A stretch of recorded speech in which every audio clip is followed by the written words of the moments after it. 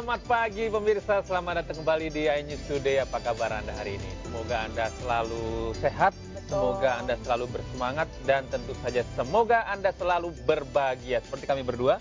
Berbahagia menyambut hari Senin, awal dari 1 minggu ke depan kita akan bekerja, semoga tetap semangat sampai nonton iNews Today setiap hari. Iya, karena bulan Agustus ini selalu identik dengan bulan kemerdekaan ya. Betul, bentar lagi juga kita akan merayakan bersama-sama kemerdekaan di ibu kota Nusantara yang baru. Betul. Nah, itu pemirsa, selama 1,5 jam ke depan kami akan memberikan berbagai informasi yang tidak hanya penting, menarik, dan tentunya inspiratif. Iya, dan kami juga akan hadirkan narasumber yang akan membahas perkembangan kasus tewasnya Dini Sera Afrianti akibat dianiaya oleh kekasihnya Gregorius Ronald Tanur yang waktu itu sempat viral karena divonis bebas. Nah, ini kan seperti apa kelanjutannya ini, karena informasi terkini ini pihak Kejaksaan Negeri ini akan melakukan upaya kasasi. Betul, apalagi masyarakat sudah banyak yang berkomentar tentang hal ini ya. Ya, bersama saya Gede Satria dan rekan saya Aulia Wardani, inilah iNews Today selengkapnya.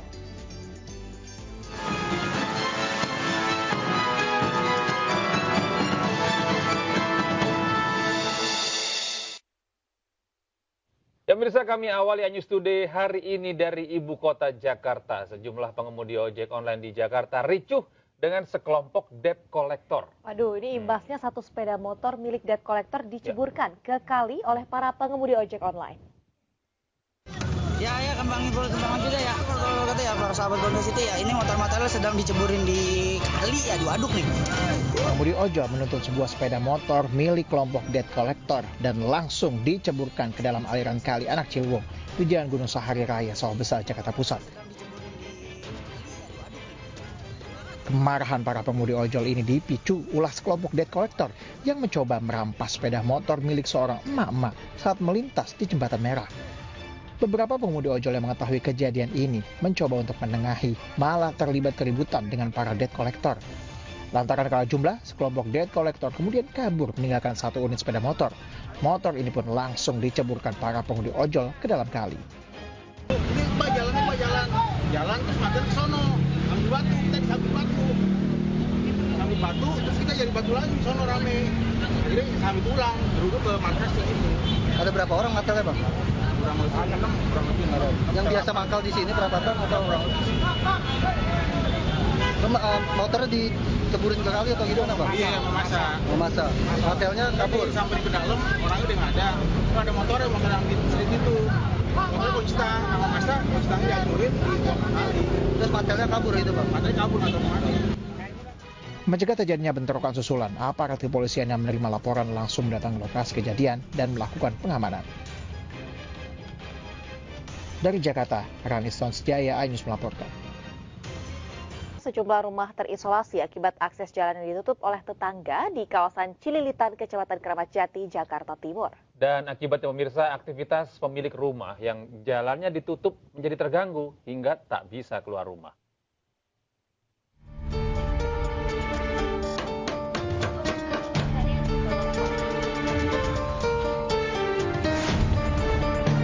Sejumlah warga yang tinggal di Jalan Jati, RT 009, RW 09, Kelurahan Cililitan, Kecamatan Keramat Jati, Jakarta Timur, dikejutkan dengan penutupan jalan dengan carin tembok oleh salah satu tetangganya yang infonya akan dipergunakan sebagai kontrakan. Akibatnya, tembok setinggi kurang lebih 3 meter menutup satu-satunya akses jalan rumah warga. Akses jalan rumahnya terisolasi, mau tidak mau, warga harus menumpang lewat ke rumah lain agar bisa keluar dari rumahnya. Kronik jalan telah berlangsung sejak Februari lalu, namun diperparah pada kemarin siang dengan penutupan jalan secara permanen. Kemarin contohnya aja, tetangga depan ini, rumah depan ini meninggal. Itu pun bawa jenazahnya pegang kepala, pegang kaki dari depan. Mandiinnya di tempat tetangga, di jalanan. Makain kafan di rumah tetangga. Apa ya harus seperti itu kita bertetangga? Saya niatnya baik-baik, ibaratnya kan manusiawi lah namanya. Masa ya solusinya dari RT sana, terus mau nggak mau katanya suruh jebol rumah orang. Apa ya mungkin, terus biayanya bagaimana kalau jebol rumah orang? Apa ya boleh orang dijebol? Terus kalau toh saya misalnya lewat rumah saudara saya, apa ya masuk akal setiap hari saya lewat kamar saudara saya? Walaupun saudara kan kita juga punya etika. Ada 21 orang termasuk lansia yang sedang sakit terkena imbas penutupan. Pihaknya sudah mencoba melapor ke pihak RT dan RW agar kasus ini bisa dimediasi dan diselesaikan secara kekeluargaan. Namun belum membuahkan solusi. Dari Jakarta, Trio Manik, iNews melaporkan. Ya, kalau ngeliat dari video tadi saya bingung keluarnya dari mana ya? Benar. Lewat rumah tetangganya. Jadi masuk ke dalam rumah tetangganya terus keluar begitu. Ini pasti ada sengkarut di balik ini kan. Iya, berkelahi antar tetangga. Betul. Memang biasanya ada sih memang cekcok antar tetangga gede, tapi baru saya lihat kali ini yang sampai niat menutup akses tetangga dengan semen, dengan ya membuat tembok, benar-benar membuat tembok. Padahal tetangga kita itu bisa jadi orang yang paling berguna, orang yang paling penting dalam kehidupan Karena kita. ada apa-apa dengan kita di rumah, itu pasti tetangga yang dulu yang gitu kan. mengetahui. Semoga saja kasus ini segera mendapatkan perdamaian lah ya. Pencerahan, masing-masing pihak ini tersadarkan bahwa perilakunya ini tidak benar.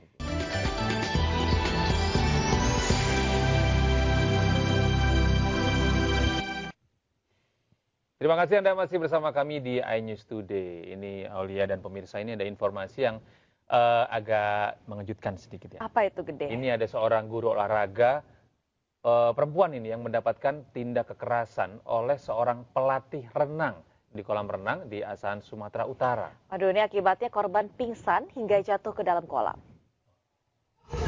Ini saya waktu dia sama saya. Ini waktu saya lagi. Seorang guru olahraga wanita menjadi korban kekerasan dari pelatih renang di kolam renang daerah Kisaran, Asahan, Sumatera Utara. Video yang direkam salah seorang pengunjung terlihat wanita dan pria tersebut terlibat saling tegang, bahkan pria tersebut secara berulang kali menendang korban. Korban sempat melakukan perlawanan terhadap pelaku, namun tendangan pelaku mengenai alat vital korban yang mengakibatkan korban pingsan dan jatuh ke dalam kolam renang. Penjaga kolam yang sempat melerai keduanya langsung mengevakuasi korban ke rumah sakit. Kejadian tersebut bermula saat korban membawa anak didik untuk berlatih di kolam renang. Namun pelaku yang juga pelatih renang berusaha menghalau anak didik korban. Kemudian pelaku mengeluarkan kata kasar hingga sempat terjadi cekcok di antara keduanya. Arahkan anak-anak saya bersedia untuk di batu loncatan. Kemudian datang si pelaku dengan membawa dua anaknya. Setelah itu anak saya yang sudah berdiri di batu loncatan itu diturunkannya, diawaskannya, anak dia yang menggantikan posisi itu. Habis itu dia mengatakan sama saya, pelatihmu, emang pelatihmu kau gitu. Kami berharap ini akan kita kawal, laporan ke kepolisian akan tetap kita kawal, dan kita juga berharap kita harus ada tindakan tegas lah dari aparat hukum. Atas kejadian tersebut, korban telah melaporkan ke Mapolsek Asahan dan berharap pelaku mendapatkan hukuman setimpal dengan perbuatannya. Dari Asahan, Sumatera Utara, Ulil Amri, iNews melaporkan. Aduh Gede, saya kalau lihat berita-berita seperti ini tuh rasanya mau marah, kesel, tapi juga ya miris juga sih melihatnya. Betul, apalagi ini pelakunya adalah pelatih ya. Betul, harusnya jadi contoh. Menjadi contoh buat anak-anak didiknya. Benar. Ini justru memberikan contoh yang tidak baik, kekerasan kepada lawan jenisnya pula. Betul, gitu kan? Udah gitu sesama pelatih, ini satunya guru olahraga di depan umum pula. Betul. Dan itu pasti di depan murid-murid renang mereka. Udah nggak bisa mengelak lagi nih. Semoga saja ini ada penyelesaian yang baik dan pelaku ini mendapatkan tidak hanya hukuman secara hukum begitu. Betul. Ya, tapi ada secara sosial juga ini. Karena ini memang benar-benar sesuatu yang tidak patut ditiru. Jangan pernah menyelesaikan atau melakukan sesuatu atas dasar tindak emosi. Betul, dan menyelesaikan dengan kekerasan. Betul. Ya. Nah ini informasi yang saat ini juga viral pemirsa, seorang mahasiswi asal Kampar Riau menabrak ibu rumah tangga yang tengah mengendarai motor hingga meninggal dunia di Jalan Tuanku Tambusai, Kota Pekanbaru. Ya, pelaku ini mengendarai mobilnya di bawah pengaruh narkoba usai pulang dari tempat hiburan malam.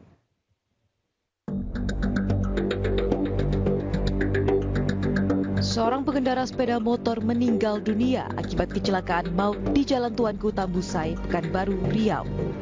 Mobil pelaku melaju dalam kecepatan tinggi dan menabrak hingga menyeret korban sejauh 50 meter. Pelaku baru menghentikan mobilnya setelah dikejar warga.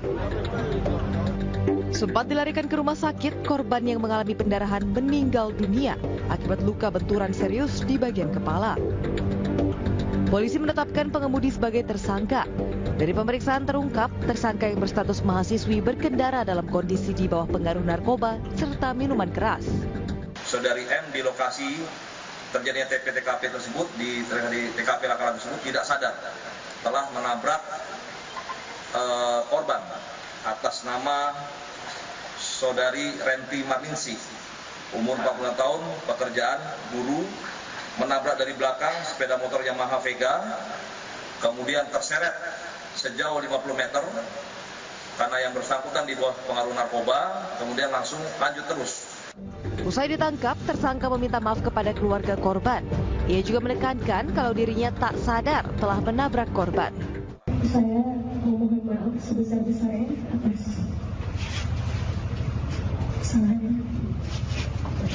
kesalahan yang saya buat kepada keluarga korban dan keluarga yang ditinggalkan.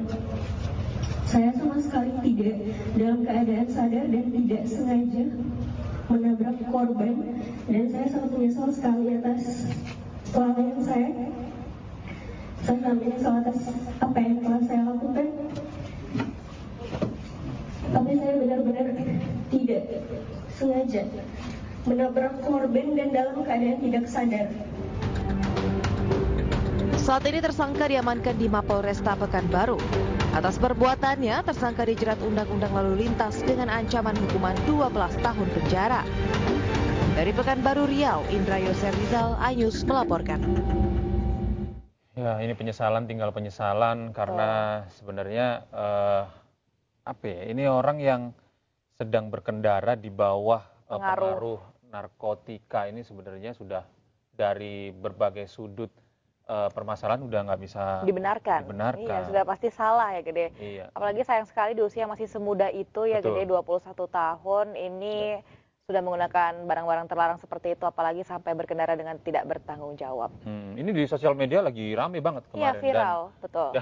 Yang komentar yang ada di bawah itu memang benar-benar sangat menyudutkan sekali kepada pelaku ini. Ada yang mengomentari bagaimana reaksi dia ketika memberikan statement itu sangat drama sekali. Sangat drama, gitu kan. Iya sih. Karena memang apalagi korbannya sampai meninggal dunia ya Gede. Mungkin ya itulah keluarga para korban, keluarga si korban pasti sangat berduka dengan kejadian ini. Merasakan betul simpati yang tidak hanya dirasakan oleh keluarga tapi juga netizen ya. Betul. Dan berikutnya pemirsa, terkait vonis bebas Ronald Tanur dalam kasus pembunuhan Dini Sera Afrianti, Kejaksaan akan mendaftarkan kasasi pada hari ini. Ya, putusan bebas Ronald Tanur ini dianggap janggal dan mencederai rasa keadilan.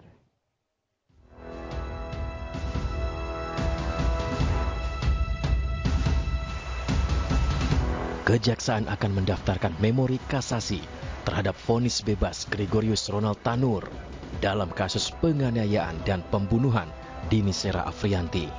Penyusunan memori kasasi dilakukan usai Kejari Surabaya menerima salinan putusan Majelis Hakim Pengadilan Negeri Surabaya.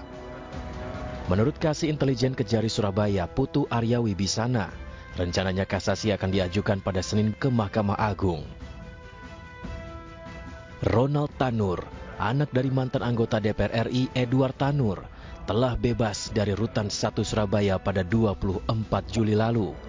Bebasnya Ronald Tanur atas vonis Majelis Hakim Surabaya yang dipimpin Erin Tuah Damanik. Menurut Hakim, tidak ada satupun saksi yang melihat peristiwa penganiayaan. Selain itu, korban Dini Sera Afrianti disebut meninggal dunia bukan karena dianiaya, melainkan kerusakan lambung akibat terlalu banyak mengonsumsi alkohol. Putusan ini kemudian memantik kritikan tajam publik. Putusan itu dinilai janggal dan mencederai rasa keadilan. Sebelumnya Ronald Tanur dituntut 12 tahun penjara karena dinilai terbukti menganiaya kekasihnya Dini Sera Afrianti dengan menggunakan botol miras. Tak hanya itu, Ronald juga melindas tubuh korban dengan mobilnya. Tim Liputan iNews melaporkan.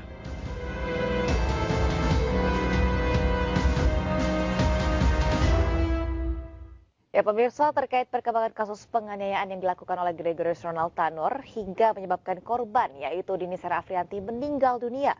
Kita sudah terhubung dengan adik kandung dari Dini Sera yaitu Alfika Risma di Sukabumi, Jawa Barat. Selamat pagi, Assalamualaikum Mbak Alfika.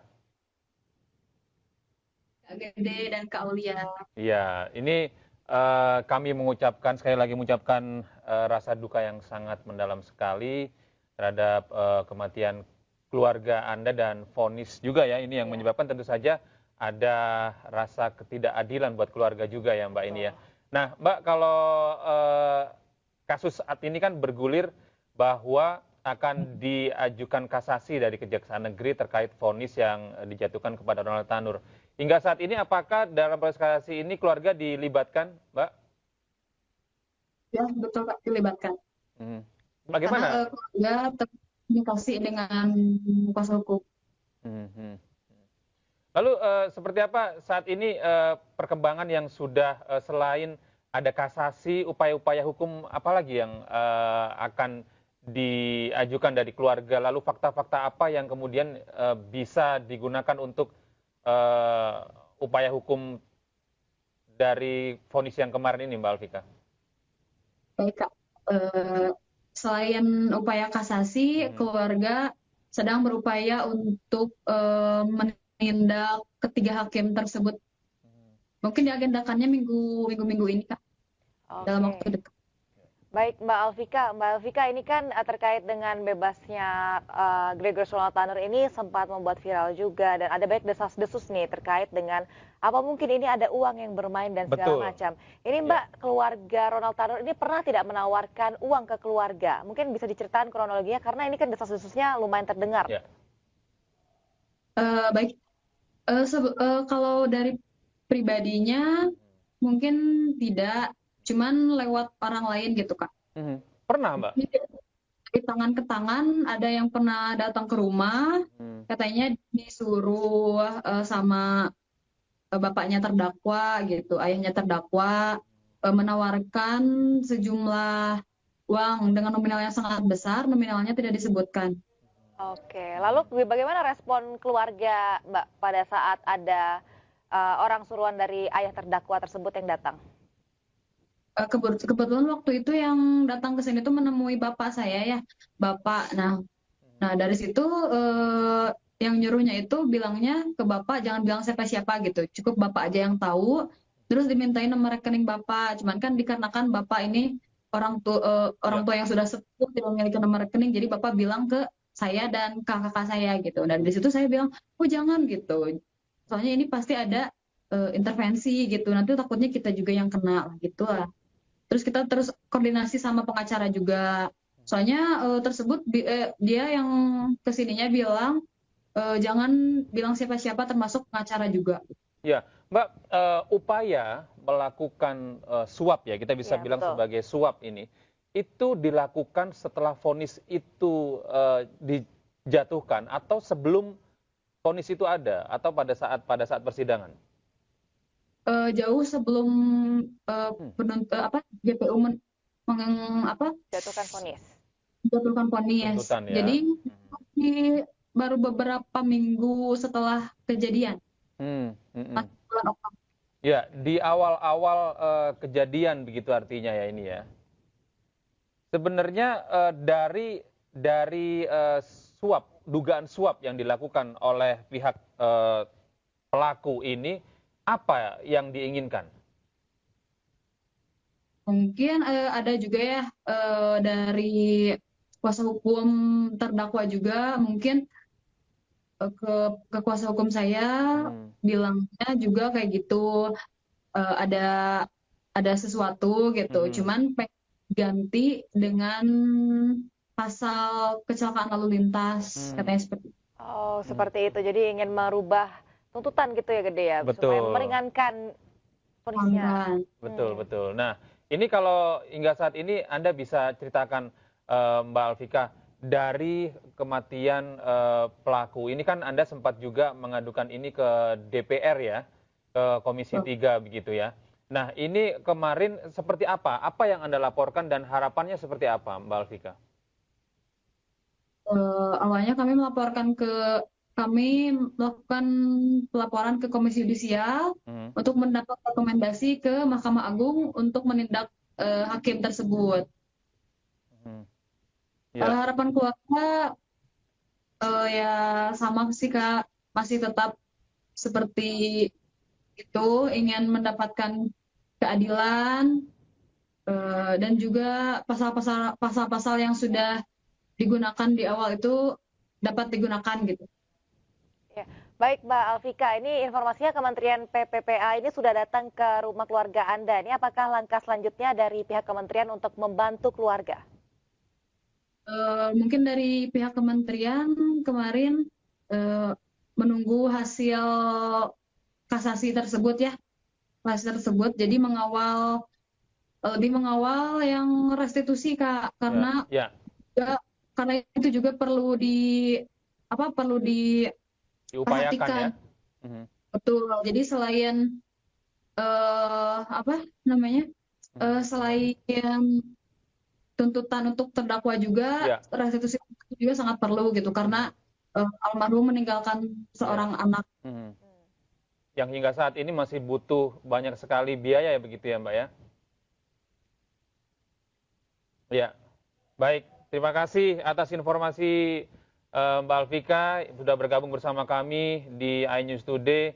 Semoga Mbak dan keluarga selalu diberi kesehatan dan juga segera mendapat keadilan juga ya Gede ya. Betul. Kini kita beralih ke informasi berikut pemirsa. Polres Metro Depok memeriksa sejumlah saksi dalam kasus penganiayaan anak oleh Meita Irianti, pemilik Daycare Wensen School Indonesia. Dan dari hasil pemeriksaan terungkap tersangka tak memberi upah layak kepada karyawannya dan kerap melontarkan kalimat yang merendahkan.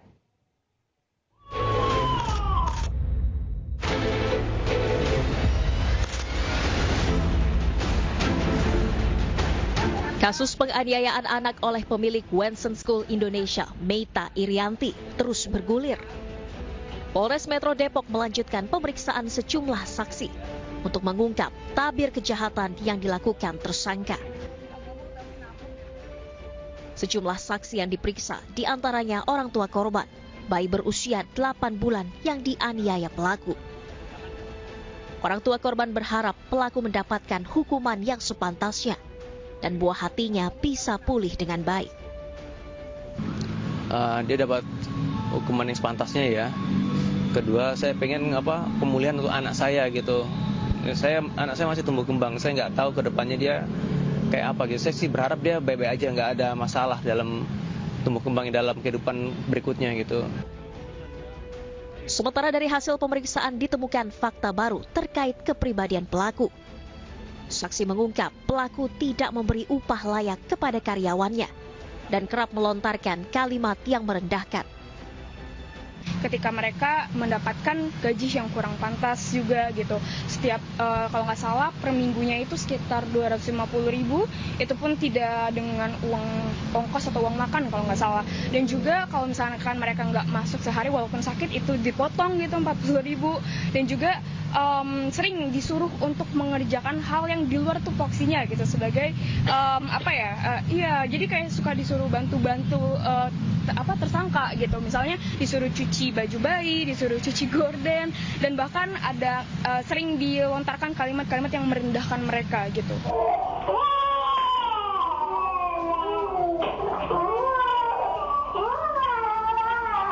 Sementara tersangka Meita Irianti, pemilik daycare sekaligus pelaku penganiayaan sejumlah balita, kini tengah dalam kondisi hamil 4 bulan. Tersangka akan dibantarkan ke Rumah Sakit Polri Kramat Jati. Namun polisi menyebut proses hukum tindak pidana yang dilakukannya tetap berjalan. Tapi keterangan awal sudah kita peroleh cukup untuk melanjutkan penyidikannya, dan saat ini tersangka dalam kondisi kurang sehat, kemungkinan besar akan kita bantarkan. Kalau pembantaran itu kan gini, misalnya masa penahanan 20 hari ya, penahanan pertama kan 20 hari. Kalau dia dibantarkannya di hari ketiga gitu ya. Berarti mulai dari dibantarkan itu sampai dengan dia kembali lagi ke sel tahanan, penahanannya berhenti. Bukan berarti dari tahan ya, maksud hitungannya. Hitungannya berarti. Jadi misalnya dia tahan 1, 2, 3, 4 gitu ya. Masuk lagi hari keempat, penahanannya dilanjutkan hitungannya keempat, kelima. Jadi tidak mempengaruhi masa tahanan gitu, kalau dibantarkan. Tetapi dia dibantarkannya harus di Keramat Jati, karena di Keramat Jati memang ada tempat khusus bagi para tersangka yang sakit, sehingga dia tidak juga kemana-mana dan dijaga oleh anggota kita. Hingga kini polisi masih memeriksa sejumlah saksi dan mencari kemungkinan adanya korban lain, selain 2 korban yang telah melapor ke pihak berwajib. Tim Liputan iNews melaporkan.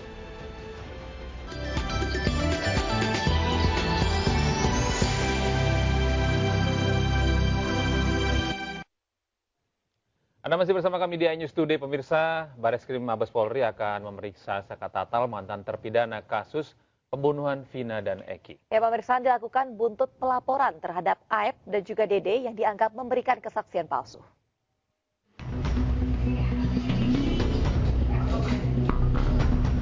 Saka Tatal, mantan terpidana kasus pembunuhan Vina dan Eki di Cirebon, akan dipanggil oleh Bareskrim Polri. Pemeriksaan Saka sebagai saksi terkait adanya laporan Aep dan Dede yang dianggap telah memberikan kesaksian palsu di bawah sumpah saat persidangan kasus Vina dan Eki tahun 2016 lalu. Menurut kuasa hukum Saka, Titin Prialianti, pemeriksaan diagendakan pada Senin 5 Agustus 2024. Namun agenda pemeriksaan diundur menjadi Rabu 7 Agustus 2024. Kuasa hukum Saka Tatal mengaku akan kooperatif terhadap pemeriksaan Saka sebagai saksi. Saka akan menjelaskan fakta sebenarnya yang selama ini dialaminya. Insya Allah hadir, karena ini kita juga memiliki kewajiban untuk hadir, untuk memberikan keterangan sebagai warga negara yang baik. Saka akan saya dampingin, tetapi tentu saja kami juga berkoordinasi dengan LPSK. Karena apa? Saka kan sekarang dalam perlindungan LPSK. Jadi, kalaupun nanti dimintai keterangan di sana, selain didampingi kuasa hukum, juga didampingi oleh LPSK. Saka Tatal saat ini masih menunggu hasil sidang peninjauan kembali dari Mahkamah Agung. Pihaknya berharap MA akan memutus seadil-adilnya atas kasus pembunuhan Vina dan Eki, lantaran dirinya tidak pernah melakukan apa yang dituduhkan selama ini. Dari Cirebon, Jawa Barat, Miftahuddin, iNews melaporkan.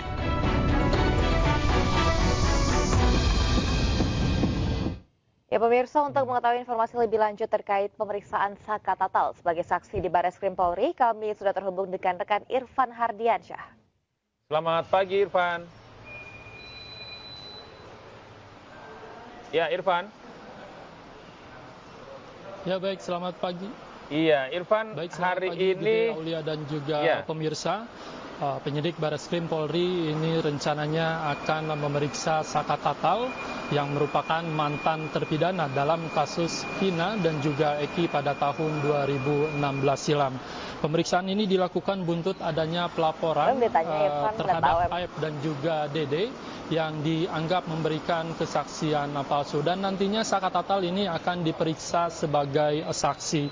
Dan ini sebelumnya penyidik Bareskrim Polri menjadwalkan untuk memeriksa Saka Tatal pada hari ini, Senin 5 Juli pada pukul 10 waktu Indonesia bagian Barat, namun diundur pada hari Rabu 7 Juli mendatang. Diundurnya pemeriksaan Saka karena penyidik ini akan mendatangi Lapas Bandung terlebih dahulu untuk meminta keterangan terhadap 7 terpidana.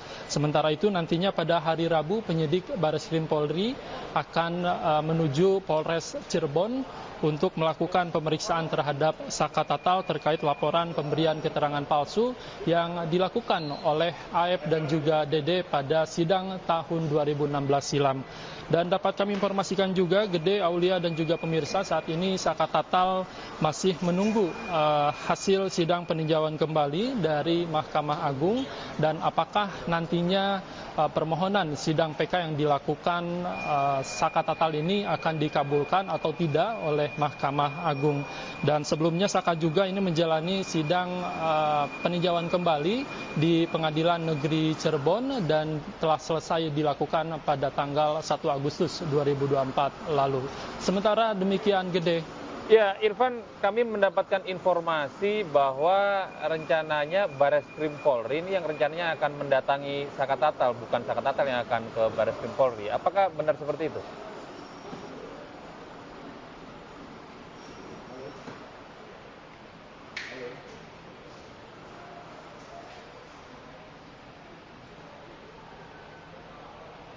Ya, Irfan. Rupanya ada gangguan teknis dengan Irfan di sana. Baik, terima kasih Irfan atas informasi Anda.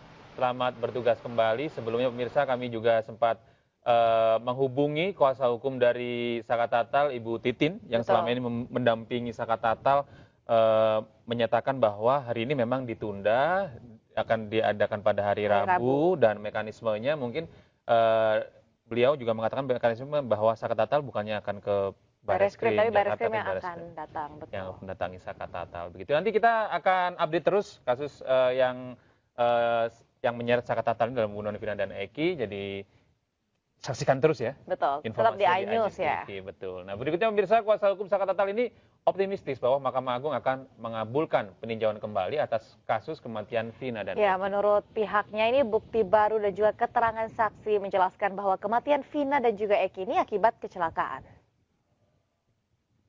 Harapan kami ya, Mahkamah Agung kami akan mengabulkan permohonan PK dari Saka Tatal karena memang berdasarkan bukti-bukti yang kami ajukan, novum, saksi, dan ahli, nyatanya memang peristiwa yang terjadi itu adalah kecelakaan lalu lintas sebagaimana yang telah disimpulkan oleh polisi yang datang ke TKP pada tanggal 27 Agustus 2016. Jadi, termasuk juga kalau merujuk pada ahli Pak Prof. Dr. Muzakir dan ahli Dr. Forensik Kudus Hendar yang Dr. Muzakir menekankan pada peristiwa pembunuhan yang harus menjadi rujukan adalah hasil visum. Ya. Apakah hasil visum itu menunjukkan itu atau tidak? Nah, dari penjelasan itu kemudian dipertegas oleh Dr. Forensik Kudus Hendar. Dengan luka-luka yang ada di tubuh Eki dan Vina, luka-luka itu dapat disimpulkan merupakan luka dari kecelakaan. Ya. Jadi, Mas Bre, luka dari kecelakaan dan luka akibat tindakan penganiayaan itu menimbulkan dampak yang berbeda. Ya, kalau luka akibat penganiayaan, maka akan ada lebam luar. Baik karena alat itu, alat tangan, kayu atau batu atau apapun itu menyentuh kulit. Ya. Gitu loh. Berbeda dengan luka patah misalnya karena kecelakaan lalu lintas gitu loh. Nah, itu dia apa luka luar lebamnya itu tidak begitu dominan. Itu yang kemarin dijelaskan juga oleh Dr. Kudus Hendar. Ya pemirsa, selain menunggu hasil keputusan peninjauan kembali, kuasa hukum Saka Tatal juga masih menunggu respon dari Komnas HAM. Ya, Saka Tatal menunggu respon terkait pengaduan penganiayaan yang dialami Saka Tatal dan terpidana lainnya. Itu kan ada upaya-upaya lain yang sedang kami lakukan, diantaranya pelaporan yang dulu di Komnas HAM, Mbak, di 2016, gitu kan. Kan sampai hari ini juga kami tidak pernah menerima informasi apapun terhadap pengaduan yang dilakukan di 2016, 13 September 2016 yang lalu. Karena bagaimanapun kan Saka pernah memberikan keterangan di Komnas HAM pada Mei setelah perkara ini viral, kemudian dipanggil lagi, dikonfirmasi ulang. Jadi kalau dulu di 2016 saya menyatakan anak Saka dianiaya berdasarkan bukti-bukti yang kita miliki di 2016, kan tidak didengar. Sekarang setelah Saka bebas, Komnas HAM juga nampaknya masih mengabaikan keterangan-keterangan yang diberikan oleh Saka gitu. Artinya ketika misalnya keputusan PK juga kita mohonkan dikabulkan, kan selaras dengan pengaduan kita ke Komnas HAM. Sayangnya Komnas HAM masih tetap berkutat pada masih dicarinya keterangan dari Polda Jabar. Jadi tetap mengklarifikasinya ke Polda Jabar, bukan kepada korban Saka, bukan kepada korban Aldi gitu. Usai sidang peninjauan kembali digelar, Saka Tatal kebanjiran hadiah dan dukungan dari masyarakat. Bahkan ini sejumlah hadiah dikirimkan dari WNI yang menetap di luar negeri, diantaranya dari Singapura dan juga Taiwan. Gula acir ya? Roti gula acir. Terima kasih, ini roti gula acir. Usai menjalani sidang peninjauan kembali atas kasus kematian Vina yang membuatnya mendekam di balik jeruji selama 8 tahun, Saka Tatal kini mendapatkan banjir dukungan dari masyarakat. Sejumlah warga bahkan rela menemui Saka secara langsung di Cirebon, Jawa Barat, maupun mengirimkan hadiah seperti uang tunai, makanan, pakaian, dan perlengkapan sehari-hari.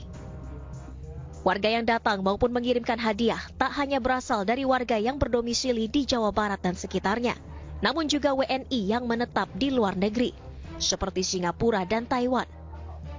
Tekanan psikologis yang luar biasa seperti pukulan, bagaimana beliau dikencingin, disetrum, itulah yang membuat saya terpanggil datang ke sini ingin memberikan support dan semangat. Pasca digelarnya rangkaian sidang peninjauan kembali Saka Tatal, kini keputusan ada di ranah Mahkamah Agung untuk mengabulkan atau tidak gugatan hukum yang diajukan Saka. Dari Cirebon, Jawa Barat, Miftahuddin, iNews melaporkan.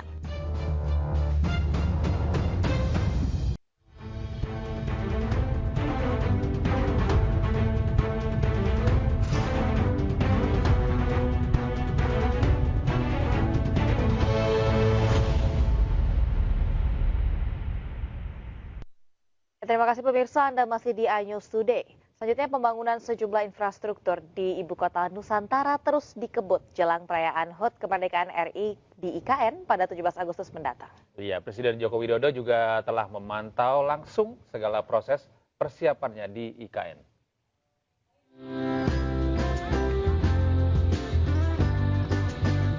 Persiapan Ibu Kota Nusantara IKN terus dikebut pemerintah, terutama jelang upacara bendera peringatan HUT Kemerdekaan Indonesia Perdana di Ibu Kota Nusantara. Presiden Jokowi pun telah memantau segala persiapan, termasuk mencoba berkantor di Istana Nusantara selama 2 hari pada Senin hingga Selasa kemarin. Presiden Jokowi dijadwalkan upacara di IKN, sementara Wakil Presiden Ma'ruf Amin di Istana Merdeka. Upacara 17 Agustus di IKN juga menandai dimulainya peralihan Ibu Kota Negara.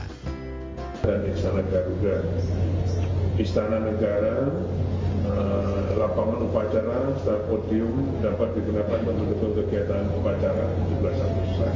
Sekarang sudah mulai dipersiapkan tenda-tenda podium untuk upacara nantinya.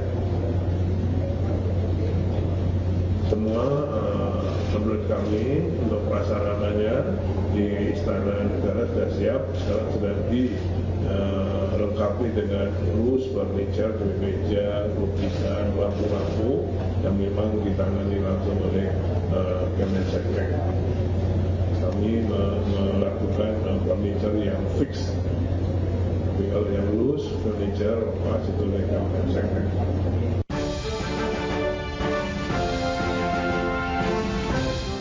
Bertepatan dengan peringatan HUT RI yang akan digelar di IKN, membuat hotel-hotel di Kota Balikpapan hampir penuh. Bahkan, tiket keterisian sejumlah hotel berbintang mencapai 90%. Beberapa hotel telah penuh dipesan untuk tanggal 16 hingga 18 Agustus. Harga kamar juga alami kenaikan, yang dipatok mulai 1,3 juta hingga 3 juta rupiah per malamnya. Kalau untuk saat ini, kebetulan di tanggal 16 sampai dengan 18 Agustus 2024 itu kami sudah full book. Lalu kemudian untuk tingkat huniannya sendiri sudah mulai naik, beranjak naik itu dari minggu depan. Tidak hanya hotel berbintang, penginapan kelas melati di Balikpapan juga menuai berkah. Hotel non berbintang juga alami peningkatan okupansi. Dengan tarif mulai dari Rp700.000 per malam, sudah dipesan tamu dari kalangan pemerintahan hingga sederet perusahaan yang akan menghadiri upacara. Ini sangat ramai ya Mas ya, okupansi udah mulai penuh, kemudian tamu-tamu yang akan menghadiri upacara 17 Agustus itu kebetulan kebanyakan yang mengisi.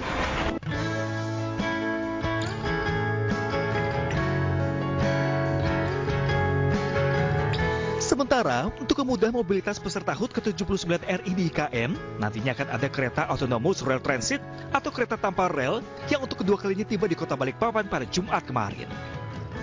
Rangkaian kedua ini melengkapi rangkaian pertama ART, Torinco, CRRC, Suzhou yang tiba di Karyangau, Kargo Terminal Karyangau. Keberadaan ART atau tram otonom di IKN merupakan tahap awal sebagai kendaraan penumpang atau penghubung bagi peserta upacara Hari Kemerdekaan RI ke-79 menuju area upacara. merupakan kapal kedua, yang mana kapal pertama mengangkut Transit Autonomous Rail Transit atau Transit ART, yang mana merupakan bagian daripada program Kementerian Perhubungan dalam rangka akan digunakan di Sumbu IKN pada saat nanti pelaksanaan kegiatan Agustus di IKN nantinya. Rem otonom akan diuji coba secara internal dan dilanjutkan dengan uji coba bersama Presiden Jokowi besok 5 Agustus. Rem otonom atau ART ini merupakan kereta tenaga baterai yang memiliki kecepatan kurang lebih 40 km per jam. Tim Liputan iNews melaporkan.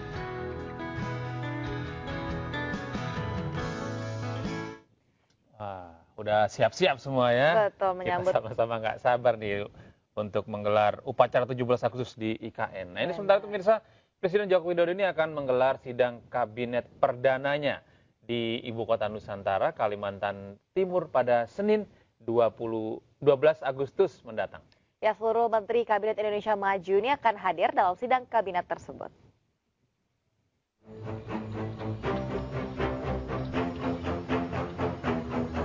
Presiden Joko Widodo akan menggelar sidang kabinet perdana di Ibu Kota Nusantara, Kalimantan Timur pada Senin 12 Agustus mendatang.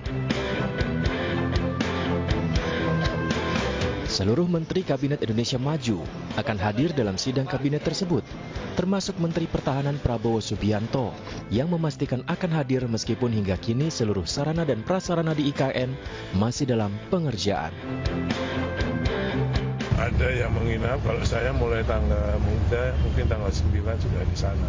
Di rumah dinas sudah, Pak? Ya, yang menteri-menteri lainnya mungkin hanya Bandi, ada juga yang sudah tergantung beliau-beliau. Nah, untuk rumah dinas sendiri Pak udah selesai semuanya? Belum. Kalau untuk Agustus ini baru 14. Nah, 14 kan tiap rumah ada 3 kamar. Dan di kamar 1 kamar utama, 2 kamar, 3 kamar di bawah. Sementara itu, Kementerian Pekerjaan Umum dan Perumahan Rakyat terus mengebut pekerjaan infrastruktur di Ibu Kota Nusantara. Mulai dari kantor Kementerian Koordinator Hunian untuk ASN, fasilitas air minum, hingga Istana Negara. Tim Liputan iNews melaporkan.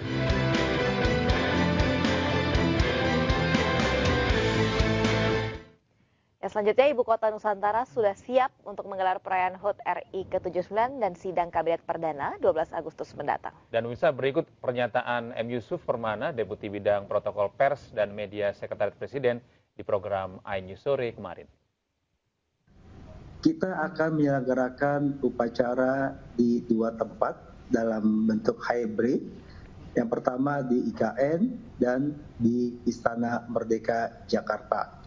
Untuk pengibaran bendera itu diselenggarakan di Istana Negara IKN. Peringatan detik-detiknya itu jatuh jam 11.00 waktu Indonesia Tengah atau 10.00 waktu Indonesia Barat. Jadi nanti pengibaran benderanya dilakukan di Istana Negara IKN, kemudian yang hadir di Istana Merdeka Jakarta bisa menyaksikan dari layar lebar prosesi pengibaran bendera tersebut. Baik, kemudian Pak Yusuf, kira-kira apakah akan ada semacam kejutan begitu di peringatan Hari Ulang Tahun Kemerdekaan di IKN nanti?